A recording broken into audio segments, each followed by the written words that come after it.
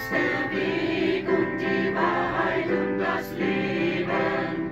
Wer dir Vertrauen schenkt, für den bist du das Licht.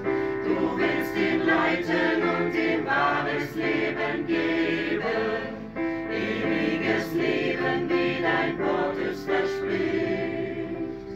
Du willst ihn leiten und ihm wahres Leben geben, ewiges Leben, wie dein Wort es verspricht. Das Brot bist du.